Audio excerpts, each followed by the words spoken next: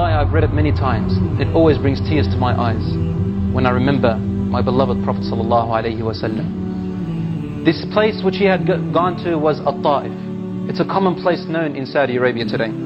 At that time they were full of people who worshipped idols and were non-believers. It's about 60 kilometers away from Makkah.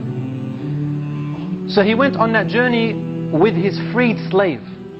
Like he had a slave whom he bought and then freed him.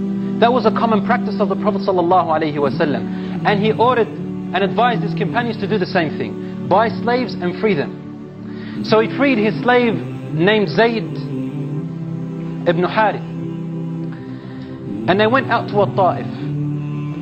As soon as he arrived to Al-Ta'if, he spoke with the first man he saw and said, with the most greatest wisdom of words and the kindest manner, the Prophet ﷺ used to approach them and say, I am a messenger of God, and God has brought the Quran to you, and used to recite the Quran to them to prove to them how this is not words of man. And then he would advise them and tell them the commandments and the prohibitions and the wisdoms which Allah subhanahu wa ta'ala brought to him. The first man scorned him and said, away from me, O crazy man. So he went to another man, a leader of theirs, and he said to him, couldn't God have sent any other messenger than you? And then another man said to him, he said, if you truly are a prophet, then I am not worthy of listening to you. And if you are not a prophet, then you're a liar. Get away from me, insignificant man.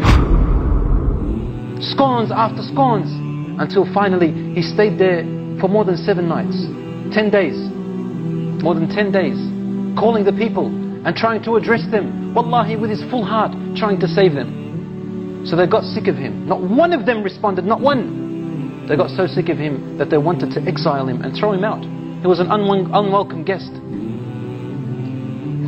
So they brought the children, young boys and girls, and they brought the women behind the boys and girls, and then the men, the slaves and the servants behind the women, and then their leaders stood even behind them watching and laughing as they subjected the Prophet ﷺ to a narrow path.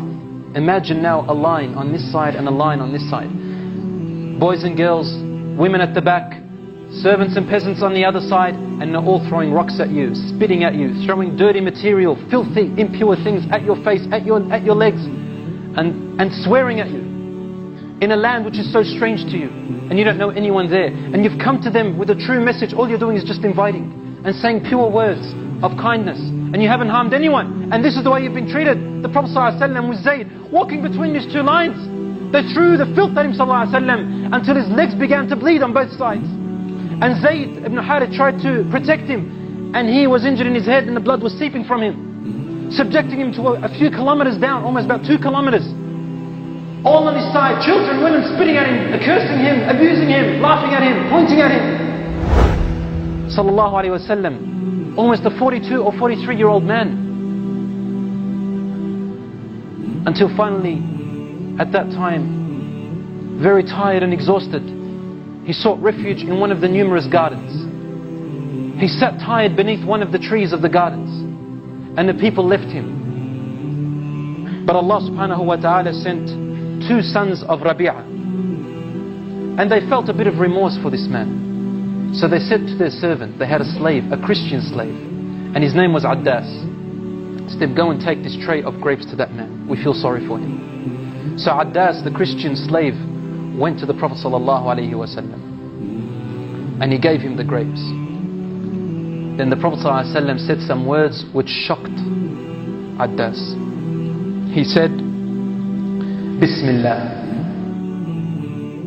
Because when we eat, we say Bismillah, in the name of God. The man Addas looked at him peculiarly and said, where did you learn these words? These words are not common to the people of this land. I've never heard them before. The Prophet ﷺ looked at him with a smile, because that's his character. Even though he was treated so badly by all the people of the city. Listen to this carefully, brothers and sisters. I have a very important message here. He never ever generalized. Every single individual was a potential Muslim and a potential good person. He looked at Addas and smiled, and he asked him, O person, where are you from? And Addas said to him, I am from a place called Nineveh. The Prophet ﷺ said, Nineveh, the place where Yunus ibn Matta is from? Jonah. Addas looked at him and said, how do you know Yunus, Jonah? Tell me about Jonah. It was mentioned in the Bible. The Prophet, peace be upon him, then said, Jonah is my brother, meaning his brother in prophethood, and he is a prophet of God, and I am also a prophet of God. As soon as he said that, Addas began to kiss his forehead and his hands and his legs, and he began to cry.